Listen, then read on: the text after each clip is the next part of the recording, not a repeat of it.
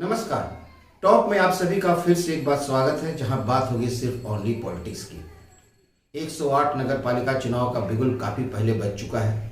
4 दिन बाद मतदान होना है, लेकिन किसकी निगरानी में होगा यह चुनाव, सेंट्रल फोर्स या राज्य पुलिस, इसे लेकर अभी भी संशय बरकरार है। कलकत्ता हाई कोर्ट का फैसला आया है आज, लेकिन उसके लिए भी एक दिन शायद और इंतजार करना पड़ेगा। दूसरी तरफ तृणमूल कांग्रेस वोटरों के घरों का दरवाजा खटखटा रही है। वोटरों के घरों का दरवाजा खटखटाते हुए कहीं कहीं विपक्षी उम्मीदवारों का भी दरवाजा खटखटा दे रही है।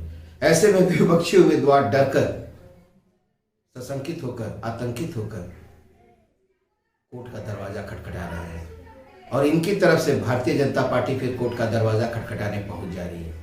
वैसे भी भारतीय जनता पार्टी के लोग जिला कोर्ट हो, हाई कोर्ट हो या सुप्रीम कोर्ट हो, हर वक्त कोर्ट में ही मौजूद रहते हैं। सिर्फ मामला जाता है और ये उसे आगे बढ़ा देते हैं।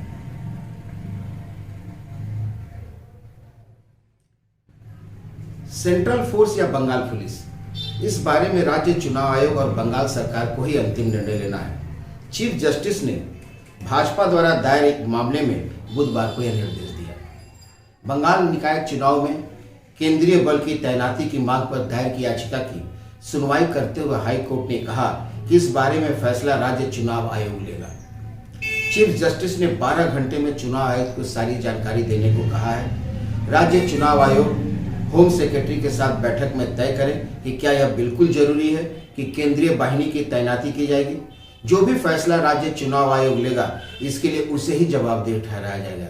यानी यदि केंद्रीय बाहिनी की निगरानी में चुनाव हो तब और राज्य पुलिस की निगरानी में चुनाव हो तब दायित्व और जवाबदेही राज्य चुनाव आयोग का ही होगा। दरअसल बीजेपी सहित विरोधी पार्टियों ने निकाय चुनाव में केंद्रीय बल की तैनाती की मांग की है। हालांकि राज्य आयोग ने पहले ही साफ कर दिया है कि बंगाल पुलिस की निगरानी में ही ये चुनाव होंगे। इसके साथ ही बीजेपी ने केंद्रीय बलों से मतदान के पहचान पत्रों की जांच करने और चुनाव के दौरान एक तटस्थ पर्यवेक्षक और एक तटस्थ माइक्रो पर्यवेक्षक की नियुक्ति की मांग की थी।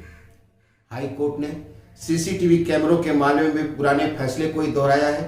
गौरतलब है कि चीफ जस्टिस ने इसके पहले चारों नगर निगमों आसनसोल, सिलीगुड़ी, चंदन नगर और विधान नगर में हुए मतदान की सीसीटीवी फुटेज को सुरक्षित रखने के निर्देश दिए थे। आवेदकों को पुलिस सुरक्षा भी मुहैया कराने का निर्देश दिया था। उसी तरह से फिर से बंगाल निकाय चुनाव के दौरान भी सीसीटीवी के बारे में एक ही फैसला दिया है और सुनवाई के दौरान दिए गए फैसले को बरकरार रखा है। हाई कोर्ट ने कहा है कि राज्य चुनाव आयोग यह भी तय करेगा कि सरकारी योजनाओं को चलाया जा सकता है या नहीं।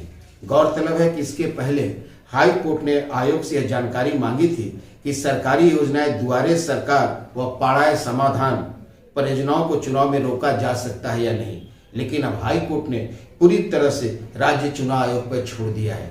लेकिन इससे राज्य चुनाव आयोग पर छोड़ देने से राज्य चुनाव आयोग के लिए मुसीबत कम नहीं हुई है, बल्कि मुसीबत और ज्यादा बढ़ गई है, क्योंकि अब जो कुछ भी होगा जवाबदेही इसकी होगी।